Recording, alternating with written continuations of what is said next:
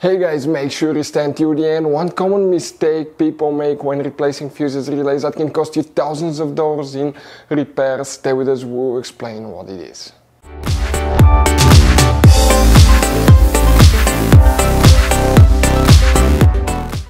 Hey guys, welcome back to Auto Repair guys. Thank you guys for watching and subscribing to the channel. Today will be super helpful video to any of you having a Mercedes E Class.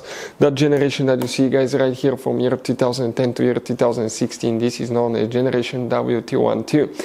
If you guys have one of those, if you have a problem where you have a dead battery, the alternator does not charge, there is one hidden fuse that most people do not even know that it exists. Stay with us, we'll explain where you can find it. Always check that fuse. Never waste your money on new battery or alternator before you check that fuse, because it could be just a bad fuse. We'll explain where you can find it, where you can buy cheap parts, tools, fuses, relays at a good price, quick shipping, that way do not waste money and time. Why it's always a good idea to test fuses and relays. All that guys will be covered absolutely free for your convenience. Make sure you stay until the end. So before we start, let us tell you a little bit about us guys. Now, if you have a Mercedes E Class, that generation from year 2010 to year 2016-17 guys, this is the W212 guys. We're going to have a video for every single fuse relay on that car, why things do not work, why we're making this one, because we're trying to save you time and money guys. Let's say you're down the road in the middle of nowhere, your car does not start, you need to find where your engine starter fuse relay is located guys, where you can find fuel injection system fuses, fuel pump fuses. All you have to do, come to the channel, watch that video, 1-2 minutes, you're back on the road guys. In addition, we'll share where you can buy cheap parts and tools, that way you do not waste your money and time. Every single car we get here at the garage, we try to make guys at least 200 to 300 free repair videos. We take them completely apart, we show you how to fix mechanical, electrical, engine work guys, body work, a little bit of everything. And we have more than 12,000 free repair videos on our channels that can save you thousands of dollars guys in free repair videos. Check it out if you need help with that. So let's go ahead and start on it now. So if the alternator, is not charging, the battery is dead guys, where is that hidden fuse that we need to check, and we'll explain what else can cause that as well. We'll demonstrate on that generation Mercedes E Class. This is the same generation, but that model is made, it's known as the pre-facelifted model, this is the facelifted model. You guys have multiple fuse boxes, but today we're working on one that's hidden under the hood. The main fuse box under the hood is here, right? But the one that we need is right here. This is the positive jump starter terminal. This is known as pre-fuse box. If you remove it, it looks like this one. That's another angle, and if you open it, it will look something like that one.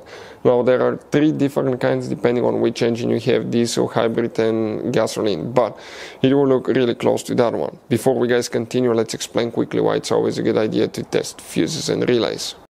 So it is super important guys to always test fuses and relays, and something else as well, common mistakes people make. Sometimes you may think that a fuse is good, or you cannot actually see if the fuse is clearly burned, and in that case guys, you may put the fuse back together and you may end up spending money and time on parts you don't need, and all we had to do is just test the fuse. So we'll put a link in the description of the video below how to test the fuse. It takes only a few seconds to find out for sure if it's good or bad.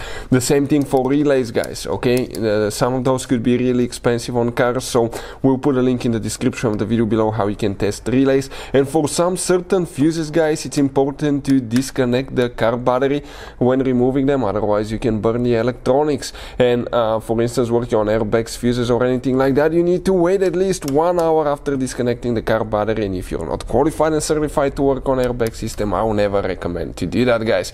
But when disconnecting the car battery guys, common mistake people make, it's important to know which battery terminal you reconnect first. If you do it the wrong way, you can burn electronics modules. How we know about that? We burn before the traction control module on BMW that cost us $2,000 guys. So we'll put a link in the description of the video below which battery terminal to disconnect first. Check it out for your convenience.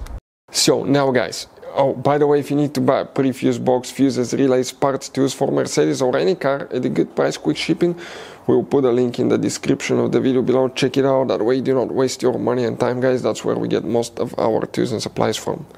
Here, if you look at that big fuse, This is the main alternator fuse, guys, right here. That's the one that you will need to check. Right there, that's where it connects. You need to check that one. Practically, that's the charging system fuse that you will need to check. That's built in here. If that one's bad, okay, the car will not be charging. Eventually, the battery will die. Other things, it could be bad alternator. We have videos on our channel how to test alternator, or it could be, guys, it could be bad battery in some cases as well. If it's older, we have videos on our channels how to test car battery and find out if it's good. Oh, and something else, it could be super simple fix. Check that you have your serpentine belt on.